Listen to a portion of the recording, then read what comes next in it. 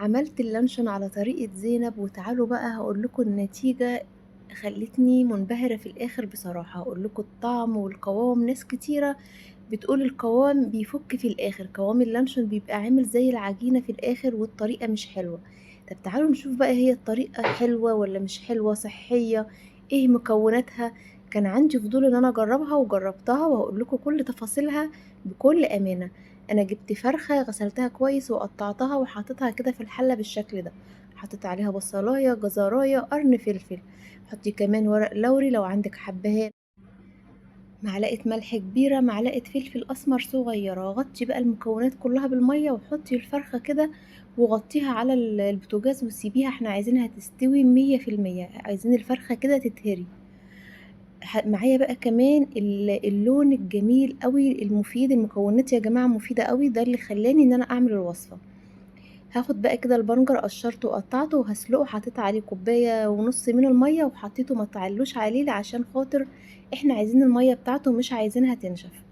هاتي بقى كده الفرخة استوت زي ما انتوا شايفين وبقت خالصة خالص. هاخدها اخليها، واخد الجزر والبصل والفلفل، المكونات اللي انا حطيتها عليها هاخدها كده هخليها كلها مع بعضها. كل ده هنفرمه مع بعضه وهنشوف الطريقة في الآخر ناجحة ولا مش ناجحة. بيعجن فعلا وبيبقى طري كده في النهاية، مش بيبقى قوامه مظبوط زي ما ناس كتيرة قالت، ولا بتكون الطريقة حلوة. هنشوف مع بعض. حطلي لايك للفيديو واشتراك في القناة لو لسه ما اشتركتوش، وعايزين نصلي على سيدنا محمد. اللهم صلي وسلم وبارك عليك يا حبيبي ويا سيدي يا رسول الله.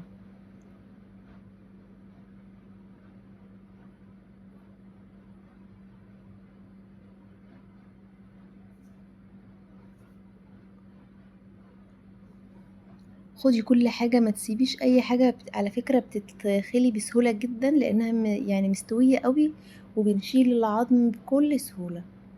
ممكن تشيل الجلد، الجلد احنا مش محتاجينه. انا ما فرمتوش مع المكونات، انا شيلته مع العظم. ينفع تسلقيها من غير جلد وتريحي دماغك. هنا بقى البنجر اتسلق وفعلا فكرته حلوة قوي. لون طبيعي بيدي لون وردي. الالوان الصناعية دي انا مش بحبها بصراحة خالص، ولا بحب استخدمها. فرمتها بقى زي ما انتوا شايفين. ينفع تحطيها في الخلاط، بتتفرم بكل سهولة. نعميها كويس وتعالوا نشوف بقية الوصفة.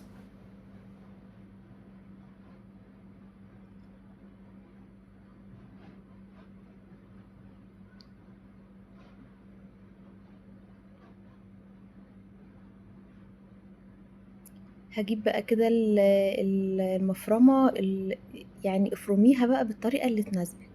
انا حطيت كل المكونات هنا على بعضها في المفرمة واتفرمت بكل سهولة. ايه الاضافة اللي احنا هنضيفها عشان خاطر نظبط القوام ويطلع معانا مظبوط؟ معلقتين من الجيلاتين. هاخد نص كوباية من الشوربة اللي هي بتكون على اللي هي الشوربة بتاعة الفرخة. هاخد نص كوباية بالظبط، هحط عليها معلقتين جيلاتين وهحط المكونات كلها على بعضها. كده احنا حطينا البنجر وحطينا الفراخ والمكونات كلها. ناقص كده معلقتين الجيلاتين والتوابل. معلقتين جيلاتين مهمين جدا، اضافة مهمة عشان قوام اللانشون. اللانشون كده استوى معانا، ودي من الحاجات اللي بتسرع الوصفة وتسهلها معانا بصراحة. ان هو كده مش محتاجة تدخليه في فرن ولا تحطيه على بوتاجاز ولا اي حاجة. كده اللانشون بقى جاهز معانا. احنا هنضيف التوابل وهنديله ضربة كده بالهاند بلندر وبقى جاهز معانا. يعني هقول لكم بقى، تعالوا بس نشوف المكونات الاول. التوابل لانها من الحاجات اللي هي مهمة جدا. معايا معلقة صغيرة من البابريكا، معلقة صغيرة من الثوم البودر، بصل بودر. حطي ربع معلقة عشان نفاذ وبيدي طعم، بيبان في الاكل قوي. ربع معلقة كاري. لو في كركم حطي ربع معلقة بس. الثوم بودر، بصل بودر، فلفل اسمر، كزب. اللهم صل على سيدنا محمد. بابريكا. دول مهمين، يعني 3 4 حاجات مهمين. فلفل اسمر، بابريكا، توم باودر، بصل باودر، دول اساسي. حطي بقى الكاري لو موجود، مش موجود خلاص. عايزه دوقي بقى هنا اللانشون كده مستوي وجاهز. دوقي لو محتاج ملح حطي، مش محتاج خلاص. ممكن الخطوه دي تقلبيها بمعلقه عادي خالص، مش مهم الهاند بلندر. بعد ما عملت الخطوة دي انا كده حطيت الجيلاتين وحطيت كل المكونات. اللانشون جاهز مستوي وزي ما انتم شايفين طريقته سهلة قوي، وكل المكونات اللي اشتغلنا بيها صحية 100%، ما فيهاش اي حاجة مضرة بصراحة. طيب تعالوا بقى نشوف هنحطه في ايه. انا بقولك حطيه في اي حاجة عندك، علبة، اي حاجة عندك حطيها. حطي كده كيس استرتش، وبعد كده ادهني دهنة زيت، علبة، اي حاجة. لو عندك القالب اللي هو بتاع التوست ده، ازازة زي ما زينب عملت. زينب حطت في ازازة، انا بصراحة ما حبيتش ان انا احطه في ازازة.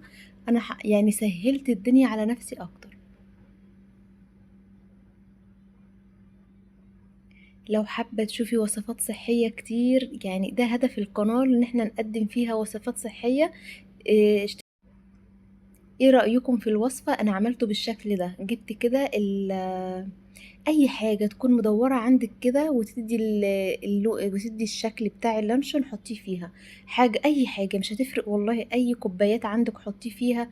وبعد كده هتسحبي الكيس الاسترتش ده زي ما انا حطيت كده بكل سهولة. حطيه في الفريزر كام ساعة او لتاني يوم، وهتسحبي كده الكيس بكل سهولة هيطلع معاك. وطلع اللانشون زي ما انتم شايفين. هنا بقى اللانشون متلج شوية، يعني كان لسه متلج شوية، كنت مطلعاه من الفريزر. طب بس انا حبيت عشان خاطر انزل الفيديو، قلت هجربه هشوفه هيسيح ولا لا، زي ما في ناس كتيرة بتقول ان هو بيفك وبيسيح معانا.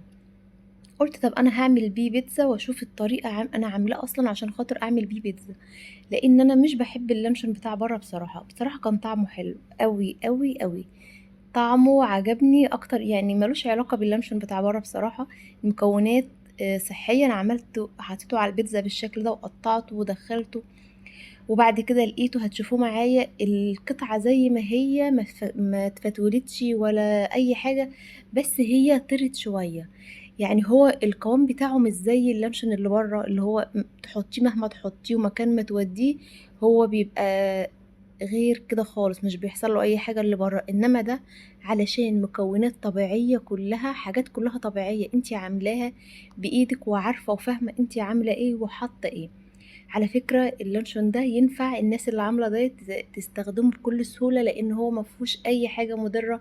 زي ما انتوا شفتوا، فراخ، بنجر، حاجات كده كلها، يعني بجد من الحاجات الجميلة اللي انا جربتها اللي عجبتني.